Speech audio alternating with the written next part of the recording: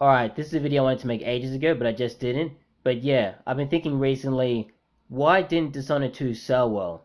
I mean, the first game sold well, and it looks like a lot of people enjoyed it, but compared to the second game didn't sell nowhere near as well as the first game. And I don't think the second game even broke even. They spent a lot of money on marketing, and the engine was new, the game looked really good, there's more perks in this game. So overall, the game is actually better than the first game, in my opinion, but it just didn't sell nowhere near as well. I think one of the reasons why is because I've been on a lot of forums, well in the past anyway, and even on YouTube videos, and people said that it was a good game and they liked it, but they really didn't, they weren't really into it, if that makes any sense. So they played the game and it wasn't bad, but it just wasn't for them.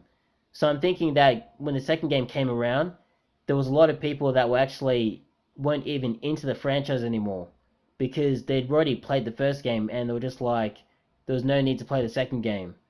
From my point of view, I like the series, so I actually pre-ordered the second game, so I was always going to get it. But from that point of view, it seems that the fan base was already split before the second game even came out. So, obviously the second game had, issues at launch. I think the PC version was broken on release, which isn't the way you want to release a game.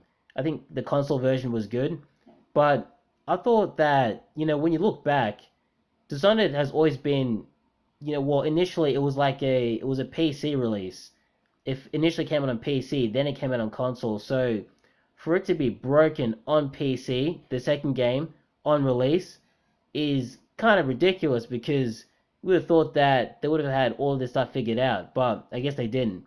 Anyway, the console version worked well, so I guess that's a bonus for console players, but if no one's buying the game, then there's really no point. Um, yeah, and I think that's the main reason why people didn't buy it is because people just weren't interested in the first place. So they'd already played the first game and they had no reason to play the second game. And even for me, like the story, the marketing was really bad as well. That's the second reason because they were basically advertising, playing as, Emily Caldwell, which I didn't really have a problem with. I thought that was pretty cool. Like, there's another character to play as, but at the same time, one of the trailers, it talks about how you get Dishonored again, and it seems stupid that you'd make the same mistakes in the first game as you did the second game because in the first game, things weren't really your fault. You're kind of framed and you had to kind of clear your name. But in the second game, you kind of felt that, oh, are you gonna get framed again? Like the marketing, it seemed like you were just gonna play the first game over again, and there was really people didn't really. I don't know, like if anyone actually saw the trailers or anything like that, but it seemed kind of stupid that you would get kind of Dishonored again, and you'd have to go through all that process again trying to clear your name.